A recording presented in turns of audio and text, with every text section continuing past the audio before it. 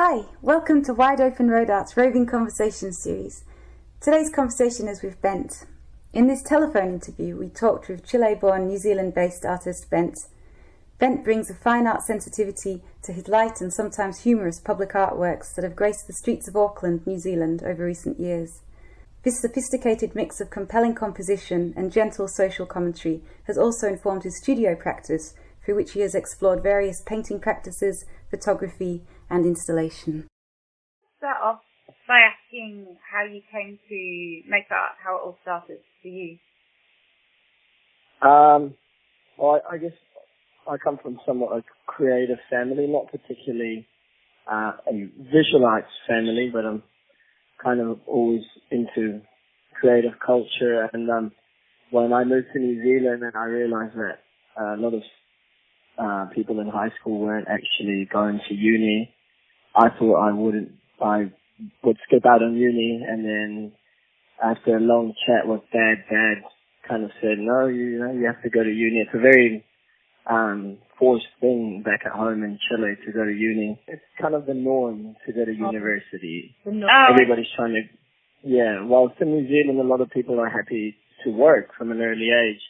Right. And I thought I'd do that, but Dad really forced the Chilean side on it. And at that point, I chose I'd study art, given it was kind of the most generic one, and possibly one of the easier ones. And at that point, I just kind of became engaged. Got fully on board with the art. So it was. I didn't have at all an angst for art. It was kind of a good option to make a really varied one, and it seemed like one that suited me. Yeah. So it seems like your work, it's all, I don't know, there's two things about your work. One, it is quite political, I would say, like it often has a kind of a message or like a take on something that's going on. And the other thing is that I think it's very, like aesthetic, like you've got a real aesthetic, a particular aesthetic. Are they things that developed early on at uni, or is that, did you have that happening before you went to uni? Yeah, I would say before uni. I guess it's kind of on the side of the creative process. At uni, I always hated this idea of the practice, and I was more for the process. And I guess I always kind of like in the process of doing things, whatever it is, whether you're making a painting or doing a performance in the street, I always kind of like this idea of being a bit of a smart ass and kind of try to be witty, and even if you fail in so, there was some sort of reflection to make there, as there usually is from people who are kind of smart asses. They're constantly questioning things that perhaps aren't too necessary to question. So I've kind of always tried to approach with that attitude. And the aesthetic has maybe come from that, maybe just only working with however much money I have or whatever materials are made available to me, and never really kind of seeking to make something, go beyond that. If the idea is kind of clear or the work looks good, then I'm happy with that. And I think that's perhaps developed the aesthetic you're talking about. Yeah. There's a strong street art influence too. Is that something that you started in uni, or were you into that before? Sorry, what was that? The street art. You're obviously got a strong interest in street art, and a lot of your work is street art. Yeah. Was that something you developed through uni, or was that something that came before or after? Also, no, that was on the side of uni. So, whilst I was making work at uni, it was completely different to the stuff I was doing publicly.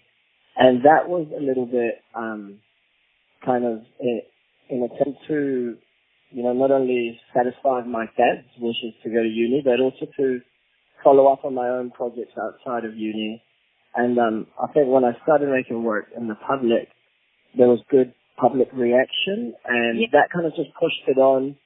And it was something I kept secret from uni all the time, and it worked really well. It worked really well because, many times I'd be contacted through kind of the street artist persona of Bent, and I would many times bump into people that were working for the uni I was attending to, and kind of not letting people know I was a student gave me some kind of leeway into many, I guess a lot of, for lack of better terms, more commercial enterprises of making artwork.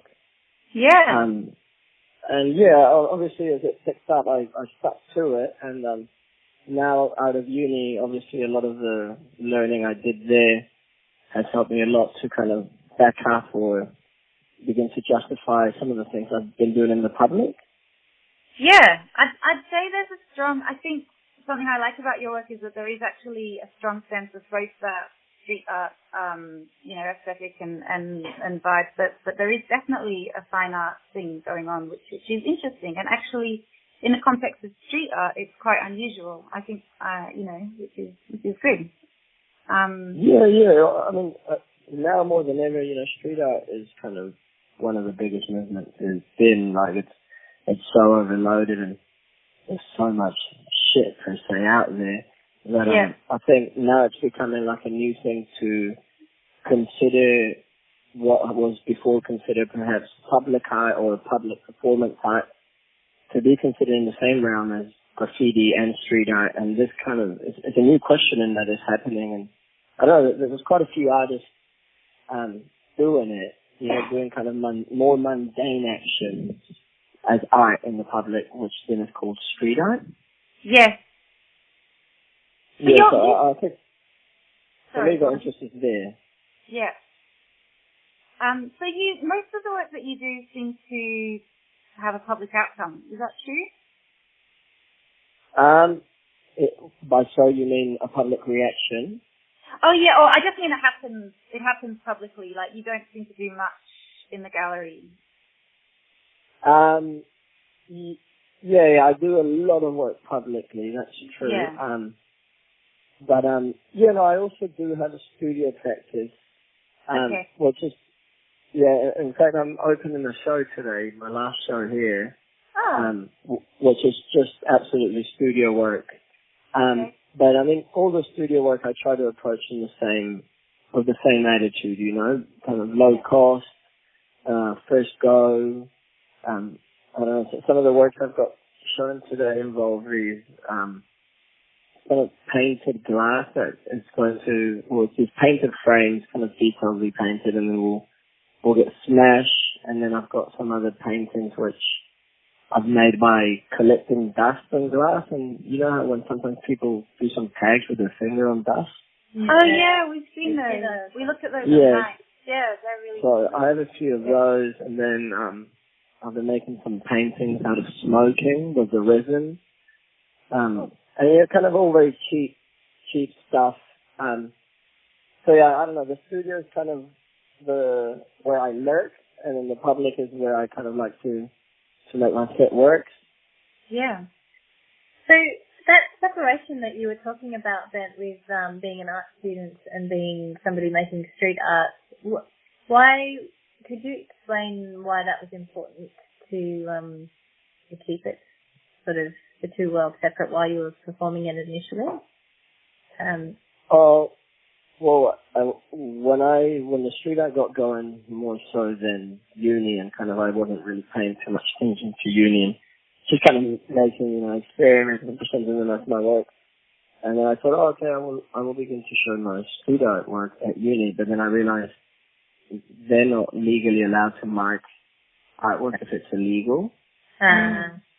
Yeah, so at that point, all my uni practice became about legality and kind of me as an immigrant, the legal status of things and people.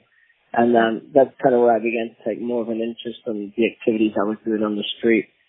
Sometimes you go tagging and you might do something that, you wrote a phrase and they actually kept it because they liked it. It was still kind of tagging, but it kept it. I thought, there was interesting ground there surrounding kind of the legality of aesthetics and the legality of the artist.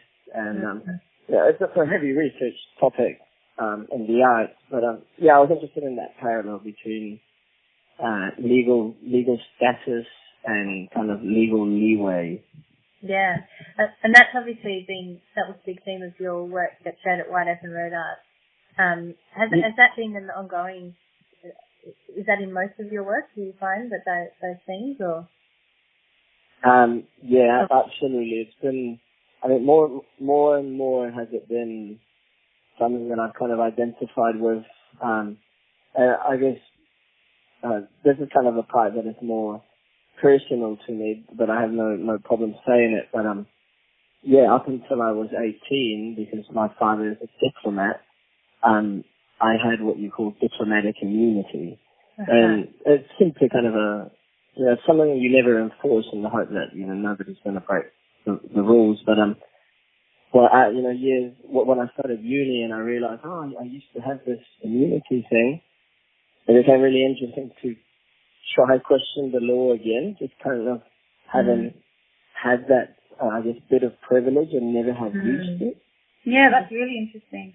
What happens with that diplomatic immunity? What if you do something illegal? Do you, when you got out of that immunity, do you get exported or are you fine? Well, naturally it depends on what one does. Most of the times, if I were to be caught, let's say I still had that right and I was to be caught doing art in the street, it'd be something that, it's not a big deal. It could be handled by the country and it wouldn't take much resources. But in the case that somebody with diplomatic immunity commits a serious offence, then the country doesn't have right to judge them, so they must be deported to be judged back at home. Yeah. Okay. Oh, that is really interesting. It's a very interesting position to be in. Yeah, I mean, they call them functionaries. So when your father or mother is a diplomat, as a son or daughter, you're a functionary of them. So you're kind of the equivalent of the car they may get given. It's like an object which gets placed with diplomatic immunity. So yeah, it seemed interesting to me that there was diplomats actually using it. So you're about to leave New Zealand for good, is that right? Yeah, so I leave on Saturday and arrive in Melbourne about 5 p.m. And what's behind this? What's going on with your practice and your life now? Are you to move further ashore? So, pretty much, I've got my bags of the things I plan to take immediately, and the rest of, I guess, my life is my art collection, which I've boxed up, and as I begin to, sort myself out over in Melbourne, I will have the boxes shipped, or perhaps come and pick up a few things. But that's where I'm at, the exhibition tonight, and just sorting out my collection to get it to Australia. So is that decision based on your work? Are you thinking that this is what you need to do to take your art practice further at the moment? Sorry, what was that? Is the move to Australia founded on your interest in expanding your art practice? Is that what's driving it, or? Yeah, obviously, I think inherently that is one of the motivations. But the two main causes of it is kind of the exhaustion of my visa possibilities here, and we've grown up. My family's grown up always moving around, and now I've been here for about 7 years, which is the longest time I've lived in a place. But naturally, I think it's time to migrate and move on, and meet new people. Okay. And what's happening with your family? Is your dad going on to another posting, or? Yeah, so family's all over the place. Okay. My parents, they're going to move to Copenhagen for one last posting, which is an amazing opportunity for them. Yes. And then my brothers and sisters are all artists, and one of them lives in Chile, the other in Turkey, and the other in New York. So we've got a good outreach. Oh my That's God. fantastic. That's an amazing, dispersion of family members. It's been, to be honest, it's an extremely good thing. It's been a fortunate thing to have, because there's always support from the distance and kind of knowing everybody's on their own. Yes. So why Australia for you then? Why not New York, like one of your siblings? Oh, I would definitely say because my younger sister's there, so you know, she's covering that ground. But I think Australia just, I don't know, the times I've lived in Chile, New Zealand and Australia seem like the most idyllic islands to go to, and they're kind of the new paradises of Earth in some, you know, in some people's eyes. And having been in New Zealand 7 years, I really do want to stick around Australasia. So Australia seems kind of the most organic move. Have you been to Australia before? Yeah, many times. Ah, good. So just checking that you know about the idyllic reality. Oh, well, no, that's kind of, I talk the same way about New Zealand, and many New Zealanders will halt my train and say, oh, I think you're very wrong. But it's kind of more just an overarching view on this part of the world versus where I could be in Chile. It's comparisons, isn't it? In comparison, yeah. Not always responsible to do so, but you know. Yeah. Oh, fair enough. I mean, it's your own experience. Yeah. So I just wanted to ask you a bit about PlayStation, the upgrades that you've been involved in. So you were involved in setting that up, is that right? Yeah. So we set that up with a bunch of New Zealanders at the end of our uni, our 4 years of uni, where we had to do an exhibition for one of our papers, and we just managed to land into each other's kind of hands, and it was a good thing. So we thought, okay, let's just start it as artist on stage. And it's been running on ever since. So how has that, has that affected the artwork that you make, running those experiences or things that you have access to through that? Yeah, definitely it can kind of get in the way of productivity rates and kind of, you know, how much you can focus on something or how much you can care about something. But I think it also has afforded me many good opportunities that would compensate for every kind of bit that has been somewhat painful, you know, whether it was financially or just kind of having to deal with artists who at times, you know, think you're the equivalent of a really well-funded gallery, and in fact you're kind of on the same boat. So it's been a great learning curve. It definitely sometimes has stunted the making of my own art, but then it has, like I said, given me more opportunities to exhibit it more. Yeah. So has running this space, has that been about accessing an art community for you, or what were the motivations behind setting it up? So the motivation was more, one, there was kind of a lack of these spaces in Wellington, and two, it was a way of kind of maintaining engaged and stimulated by what they call the art scene. So, otherwise I thought, maybe I might have finished uni and try to do more street art and perhaps do murals and gain money through that. But this became more of let's just put this on and continue to show the people that are coming out and kind of use it as our own learning exercise. But yeah, now 2 years in retrospect, there's definitely been that we've definitely been granted certain access and credibility into the art scene that, perhaps if PlayStation wasn't there, none of us could have obtained. Yeah. Yeah. And what about the art scene there in Wellington? Is it a good community? Is it supportive, and does it, you find that important to you? Yeah, I would say, it's really small. Yeah. It's really strong, and kind of everybody's very, very hungry and driven and kind of highly engaged with whatever their research is. Right.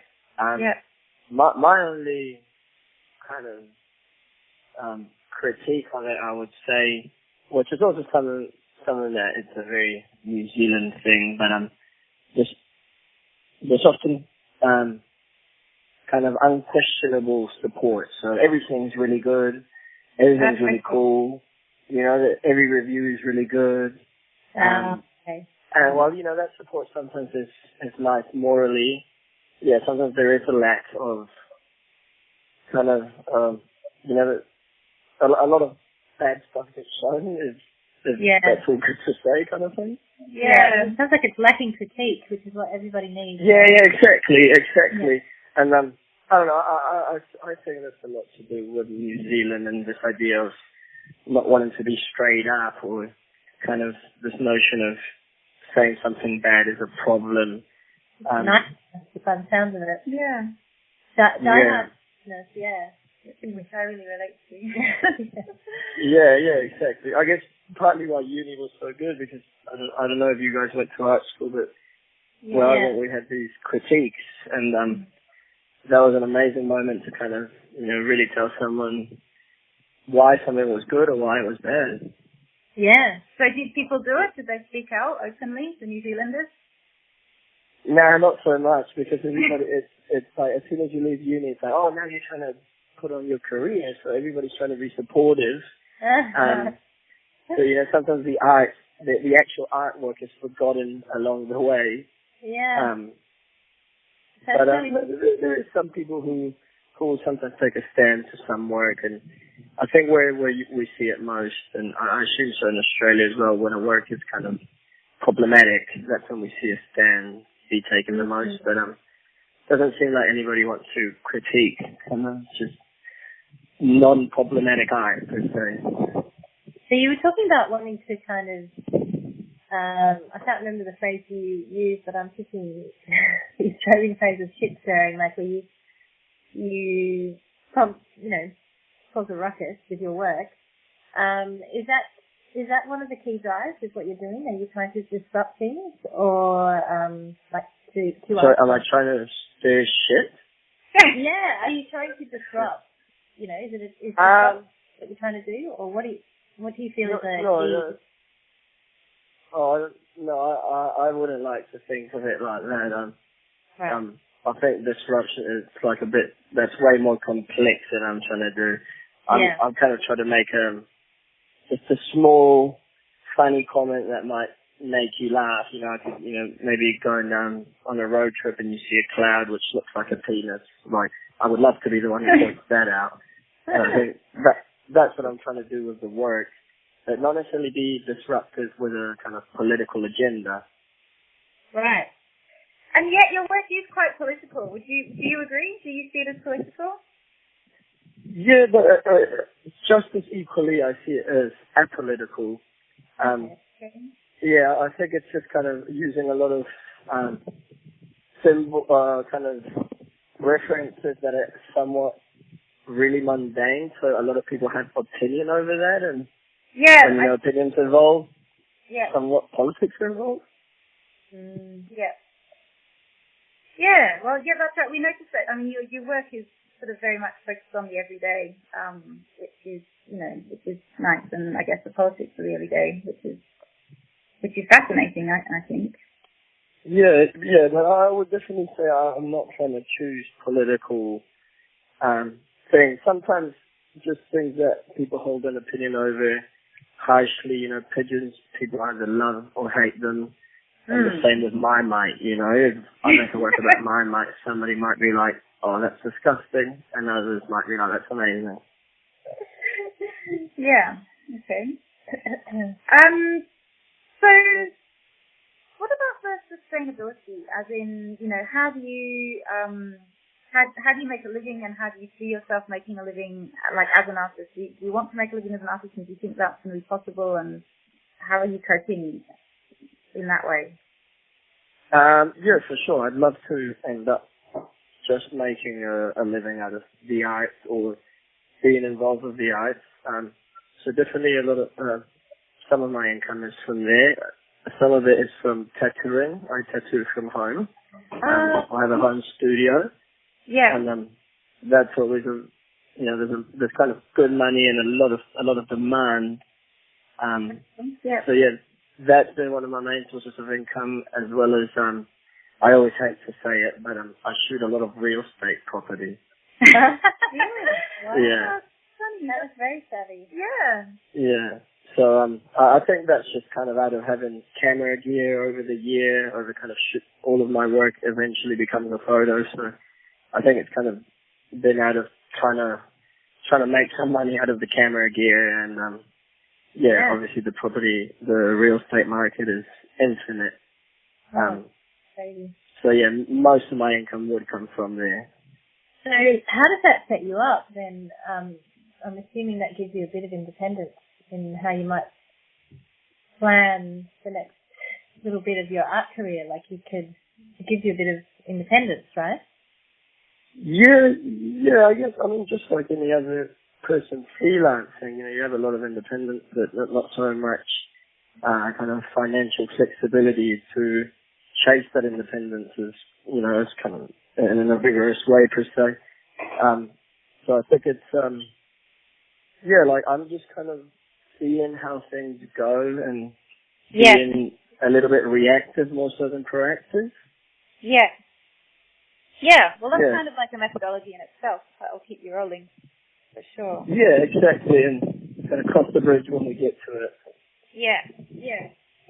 And I think one other thing that I wanted to ask you about was just what do you think the role of an artist is? Like, do you think that you have a responsibility as an artist to do anything in particular, or is there anything that you would like to achieve as an artist? Do you mean as in, do I have a responsibility to myself or to others? Well, I guess both. I suppose I'm interested in, do you think that artists have a social responsibility? And then I suppose as an artist, do you have responsibility to yourself? I think artists making artwork about, inherently and kind of purposely about society have a responsibility to make that art. But I think, if you're a happy, chappy painter who's just painting kind of work that they like, then maybe your responsibilities lie somewhere else, I think that's kind of a question that artists get a lot because we tend to question what the point of art is, but I think it's kind of not so responsible to consider people's responsibilities, because that kind of comes from a premise of distrust kind of thing. But for me, I don't know, I just try to hopefully not offend anyone, but still try to kind of push the button. Yeah. Well, that's all good. I'm just trying to think through, is there anything else I wanted to ask about? No, look, I think we've basically done a portrait, so... One last question. Where would you like to be in, 10 years? What would be your vision of yourself as an artist in 10 years? Oh, definitely I'd love to still be making art. Whether that's my income or not, I'd definitely like to still be doing it. Yeah.